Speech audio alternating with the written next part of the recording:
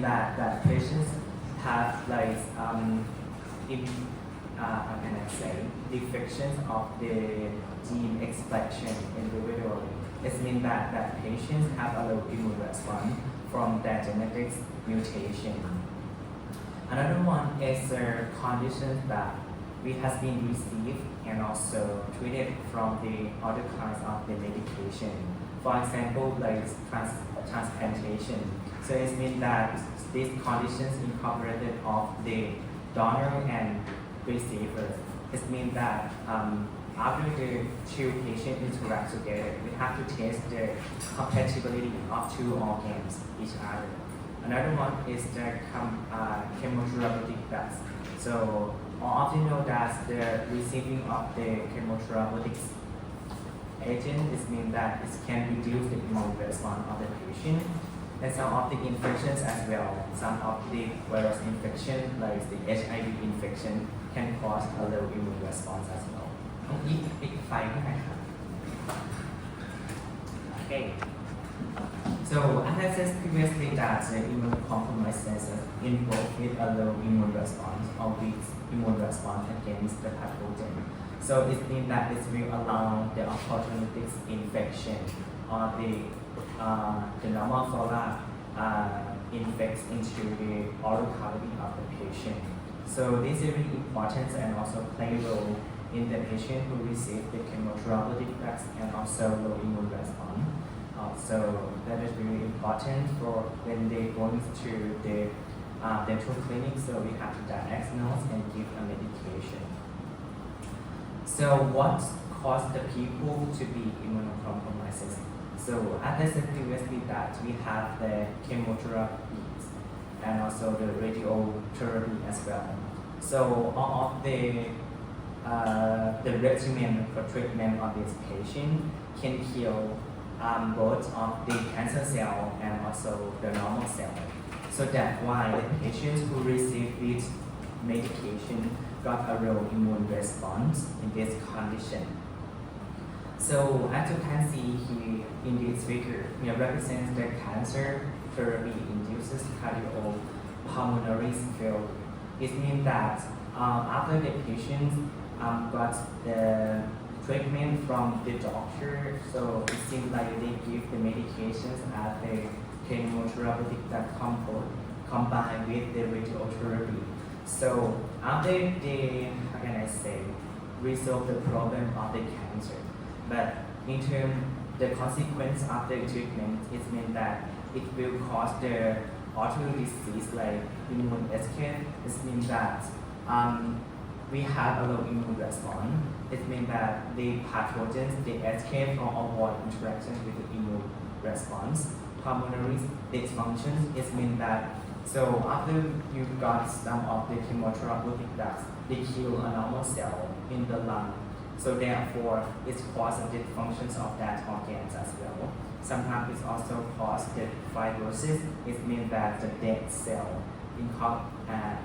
accumulated in the lung as well. Here is the consequence after receiving the chemotherapeutic drug and also the radiotherapy. So here is another reason that's why the people get the immunocompromised status. The first one is the organ transplantation. As I said previously that we have the donor tissue, here is the recipient's tissue. So before you're going to receive some of the donor tissue, so you have to like test the compatible between the organ with the receiver first, due to our body recognize the altered tissue from the donor as the foreign protein. So due to before you receive some of the organs, we have to test the compatibility of the organs with our body first. So as you can see in this figure, here is the recipient's T cell. So after they got some of the organ, so after they interact together, it will present the proteins of the foreign protein here. As you can see, it's present through the MSC molecule. So after that, the daughter APC, which is the antigen presenting cell, will process. So it seems like it has been classified into two groups, which is the acute graft rejection, and the other rejects immediately. But the latter phase is a chronic graft rejection. It means that it might be like have a slow immune response in that condition. So it will call as the chronic graft rejection. So in this table, try to summarize about the host versus graft interactions after the transplantation. So during transplantations, we have classified into three main groups. The first one is the hyperacute, acute, and chronic transplant rejection. So these rejection also links with the hypersensitivity as well. So as I'm actually will give the detail of the links between transplantation with the hypersensitivity. So here is another reason that make patients to be immunocompromised status. So here is involved with the infection. So as you know that the HIV infection involved with the B cell. So the CD4. The HIV will kill and also destroy the CD4. So therefore, the patient will have a low immune response due to this CD4 acts as the coordinator cell that links between innate and adaptive immune response, and it also involved with the CD8 positive T cell and antibody production. So as you can see here, the patients who got the HIV, they have a CD4 lower than 200 cell. Okay, so when compared with the healthy individual, you can see that there is a lot of the CD4 in the blood circulation with approximately 600 cells in that condition. But after they got the HIV infection, you can see that this represents the HIV molecule or the HIV cell. You can see that we have just only lower than 200 cells of the CD4. That's higher accumulations of the HIV in that condition. So here is another factor that's called the immunocompromised status in the patient. Another one is the receiving of the corticosteroid and immunosuppressive drugs. So these drugs, how can I say, is try to suppress the immune response of the patient. So this is really important in the transplantation. It also, so we have to give a medication like immunosuppressive drug to the recipient cell first. We have to reduce the immune response before the recipient receives a drug from the donor. So here is the example of the drugs that has been used to reduce the immune response of the receiver before they're going to receive the organ from the donor. Here is another factor that also causes the immune compromises. So we call this term as the immunosenescence. Immunosenescence is mean that is the conditions of the low immune response. Is referred to the patients who have a dysfunctions of the age and also some of the how can I say, a low immune response depends on the age condition. As you can see in this figure tries to summarize between the pandemic influenza and also the seasonal influenza. So how different of this graph? How different of this graph between the pandemic influenza and seasonal influenza? Can anybody conclude this graph for me?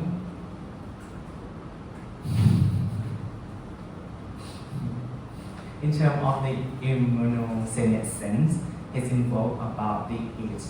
of the patient.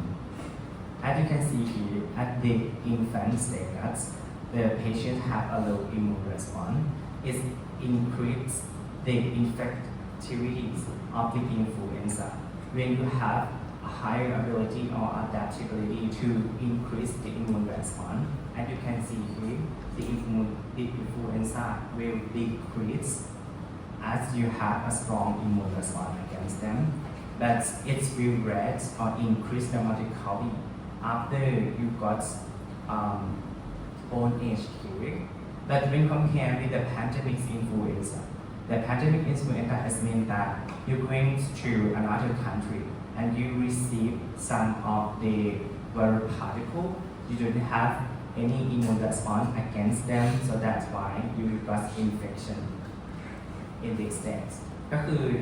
ซีอันเนี้ยครับจะเป็นเหมือนแบบว่าเราไปเที่ยวต่างประเทศเนาะแล้วเราก็ whatever ว่าเราจะมีภูมิคุ้มกันแข็งแรงหรือเปล่าแต่ว่าเราไม่รู้จักเชื้อประจำถิ่นในที่ไหนเช่นแบบว่า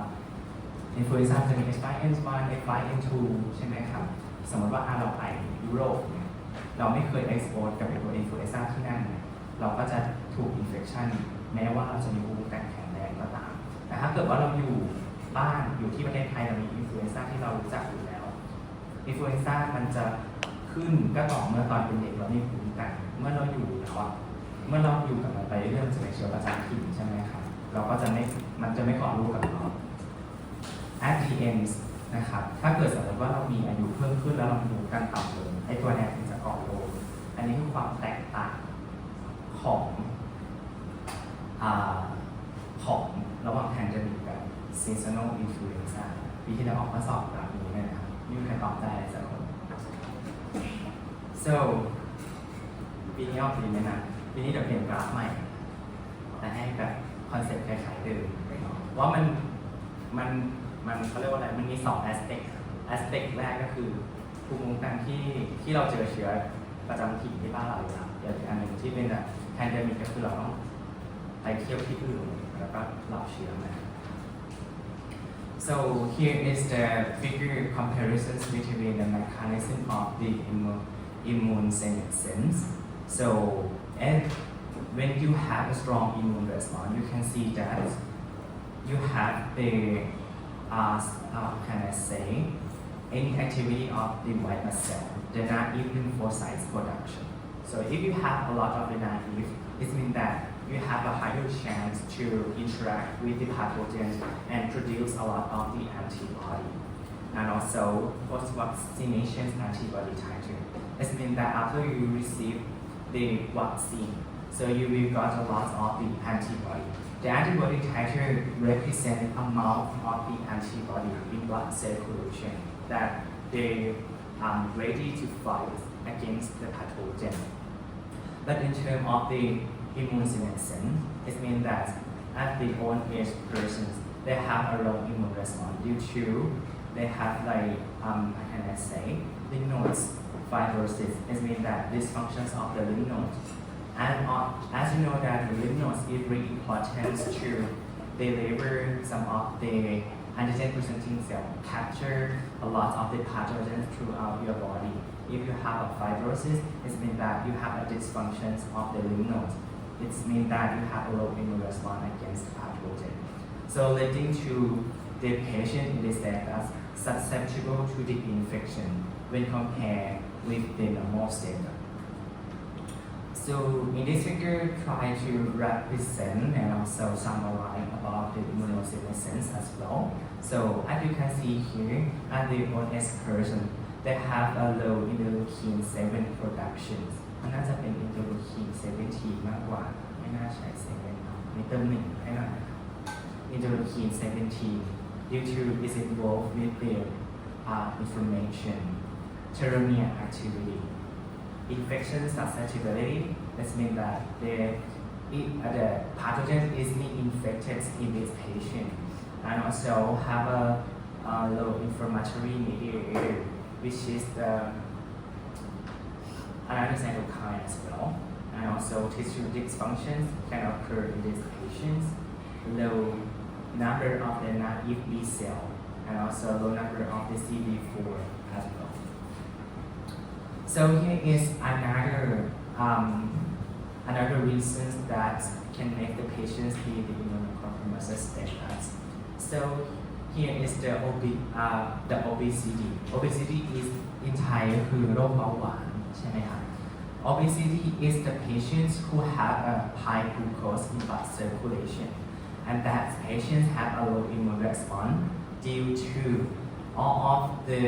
activities of the white blood cell. They need glucose for their works. So therefore, the patients who have a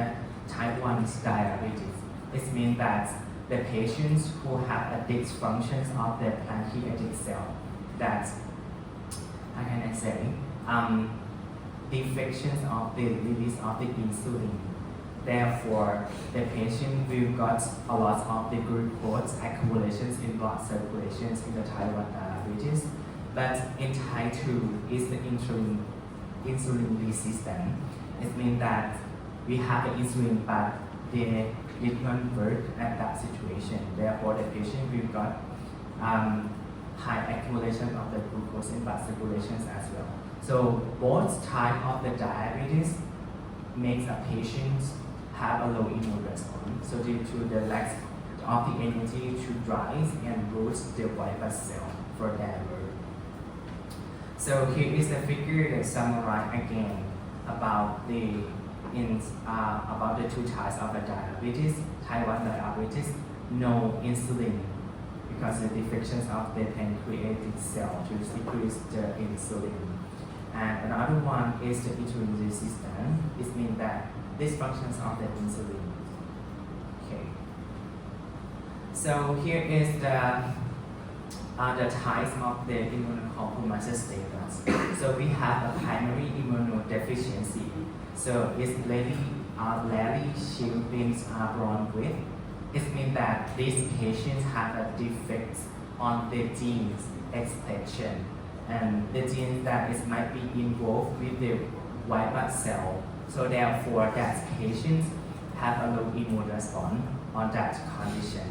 And another one is the secondary immunodeficiency. It means that the patients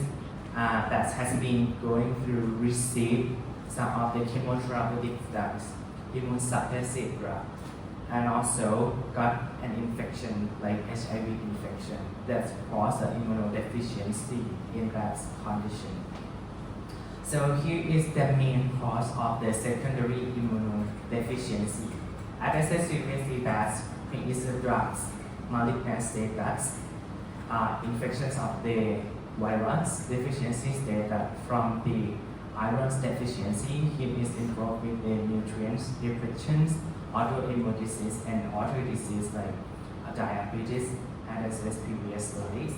And here is another factor that also cause the immunodeficiency. So all of these factors let the patients be immunocompromised status and leading to susceptible for the infection. Okay, back.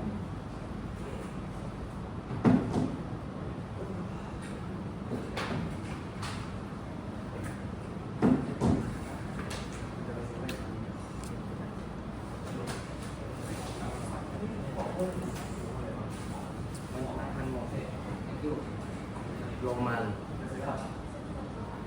ทำอะไรที่เอาเสื้อผ้าถุง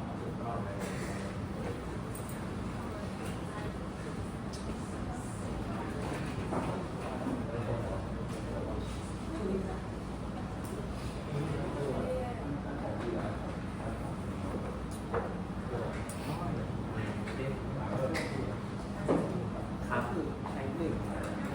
เดต้าแต่ว่าถ้าใช้เดต้าไปตอนนั้นแค่ไม่พอไม่อันที่สองไม่พอมันมีซีรีส์แต่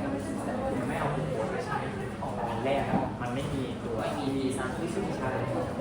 คือต่างกันที่ว่าอันหนึ่งไม่มีสเตย์เลยของมันมีแบบไม่ใช่ไม่ใช่แต่ว่าการรักษาอันหนึ่งก็คือฉีดอินซูลินเข้าไปที่สุดอย่างนั้นแต่อันสองเขียนว่ายาอันที่สองอ๋อรุ่น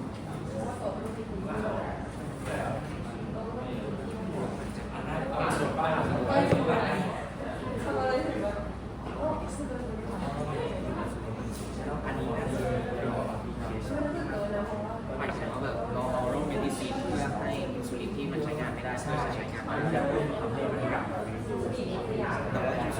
แต่ของเขาเองที่เขาผลิตใช่แต่ว่าถนนของยาใช่ อันนี้อาจจะเป็นของมิดิซินที่เป็นกระตุ้นอินซูลินทำงานกับอันนี้ก็งานให้อินซูลินได้อยู่ในเเพื่อแทนว่าให้อินซูลินมันเก็บของในการที่จะแบบเป็นอินซูลินขึ้นมาได้เข้าไปในน้ำตาลในเลือดไม่ใช้ได้เลยก็คือทั้งสองอันมีภูมิคุ้มกันทำ แต่คือโดยเริ่มแรกของก็ต้องเกิดมาจากอีกของไมซ์ก่อน ไม่เกิดเบาหวานจะก่อนเกิดเบาหวานแล้วก็เป็น อ๋อโอเค พวกนี้เป็นแฟกเตอร์ที่เกิดก่อนยกเว้นอันแรกที่เป็นเจนมีเจนติดเดียวใช่มีเจนแล้วก็ไม่ต้องเจอพันธุ์รีจะเป็นใช่ไม่ค่อยแต่ว่าดูข้างหลังเนี่ยคือเกิดเราแล้วก็เป็นไป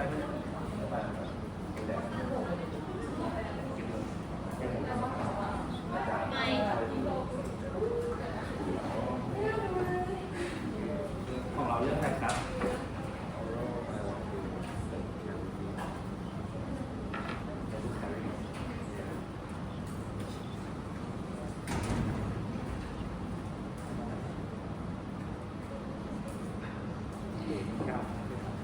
เอาเข้าใหม่เหมือนกัน 10 ปีแล้วอ่ะ เราเป็นไอโบเลส อันนี้ดีอันนี้น่าสนใจ เฮ้ย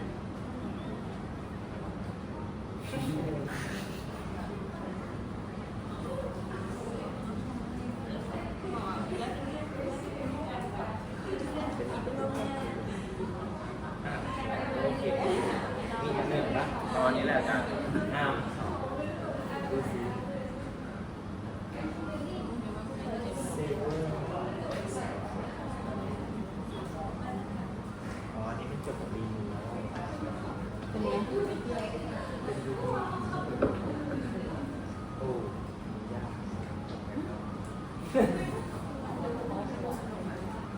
ดูกราฟดูกราฟเลยอันนี้ดีครับบอกเลยว่าเขาบอกอันนี้ไม่เกี่ยวกับฟิล์มแต่ก็ทำได้นะ เราควรเริ่มเลยเนาะโฆษณาจะทำไม่ทันจะแบ่งยังไงละครคุยชันรู้สึกว่ามันทำก่อนคุยชันต้องคุยกันแป๊บนึง แต่ก็ยากกว่าอันเมื่อกี้แต่ก็ยากกว่าอันนี้ดูคอนเซ็ปต์มากกว่าอะไรกันเลย กูคิดว่าหรือว่าจะเป็น resolve หรือ discussion ของ ไม่ดีด้วยไม่ได้ดี ก็ไม่งั้นมัน เหรอ แต่อินโทรก็เยอะจัดเลย มีแต่งานทำงานเขาเลยอ่ะเพราะเดี๋ยวนี้ทุกคนทำงานใช้ทำเลยเอาชีพอดีว่าจะเป็นสไตล์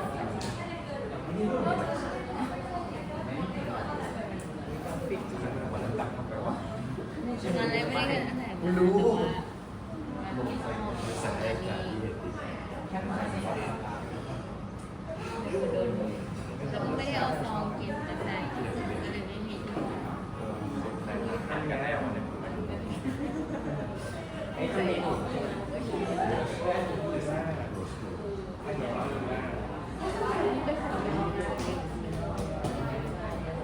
ประเทศเลยโอ้อันนี้ดีมาก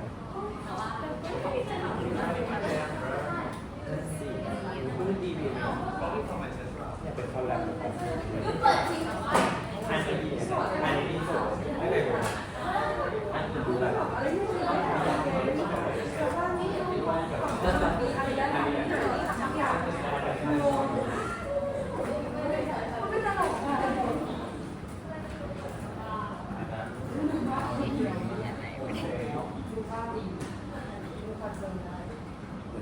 อ๋อมันมีแฟนเยอะ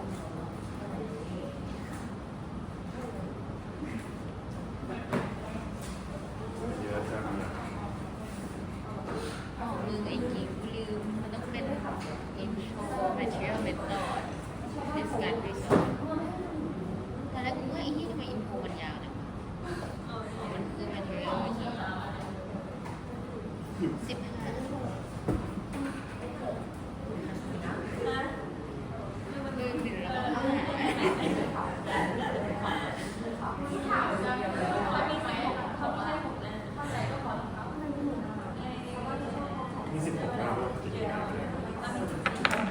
เปลี่ยน impossible มาก